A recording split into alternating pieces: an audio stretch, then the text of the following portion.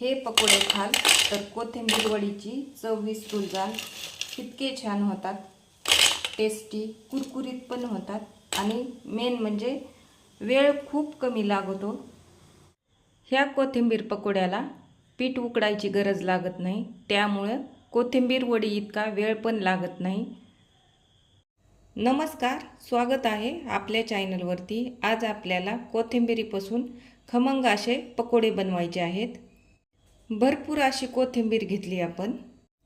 बेसन पीठ घेतले, हळद, तिखट, मीठ, जिरे, त्याला चिकटून ओवा घेतलाय असा, लसणाच्या पाकळ्या, पाणी घेतले, पकोडे तळण्यासाठी तेल घेतले.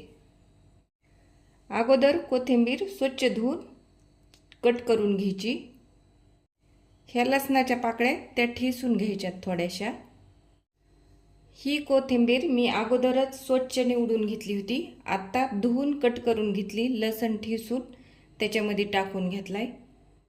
आता हे घेतलेला जिरी आणि ओवा हातावर असा कुस करायचा आणि ह्या कोथिंबीरीमध्ये आणि लसणामध्ये टाकायचं.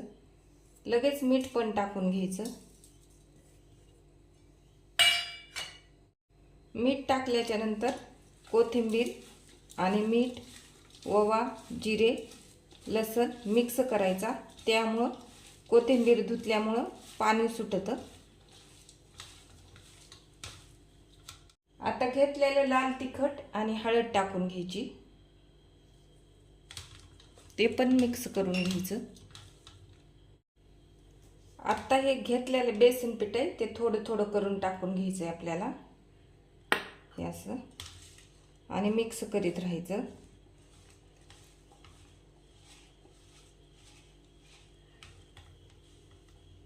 घेतलेलं सगळं बेसन पीठ आपण ह्या कोथिंबीरीमध्ये टाकून घेतलंय.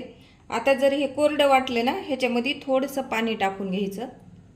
हे पहा, पाणी असं थोडं थोडं हातावर घेऊन टाकायचंय, कारण पाणी हे आपल्याला पीठ जास्त पातळ करायचं नाही, घट्टच ठेवायचंय.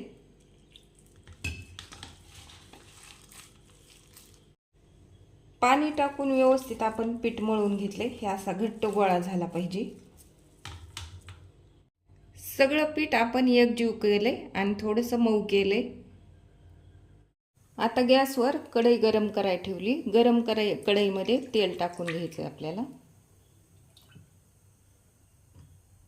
तेल आपलं छान गरम झाले. आता काय करायचं, हे घेतलेलं पाणी ना त्याच्यामध्ये असं हात बुडवून घ्यायचा आणि हे आपलं पकोड्याचं पीठ आहे ना ते असं थोडं थोडं घ्यायचं. थोडंसं असं हाताने असं दाबायचं अंगठ्याने आणि ह्या तेलामध्ये टाकून घ्यायचं. खूप तेल तापलेलं असलं तर थोडासा गॅस कमी केला तरी चालतो. तर आता सगळे हे पकोडे ते असेच टाकून घ्यायचे. असे करून टाकलेल्या तेलामध्ये जेवढे पकोडे बसतील तेवढे मी टाकून घेतलेत. आता हे थोडेसे तळले की पलटून घ्यायचेत आपल्याला. कलर बदलला की हे बघा, थोडासा लाल कलर आला की त्याला पलटून घ्यायचं असं, हे असं.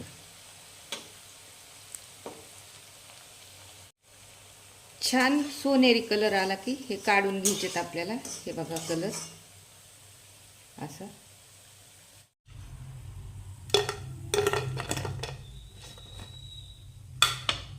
आता सगळे पकोडे असेच तळून घ्यायचेत आपल्याला. सगळ्या पिठाचे पकोडे करून झालेत. आता गॅस बंद करून घ्यायले आणि हे तळलेले ते काढून घ्यायले. तयार आहेत आपले झटपट होणारे कोथिंबीर पकोडे. नक्की ट्राय करा. व्हिडिओ आवडल्यास लाईक करा, शेअर करा, सबस्क्राईब करा आणि कमेंट करायला विसरू नका. थँक्यू.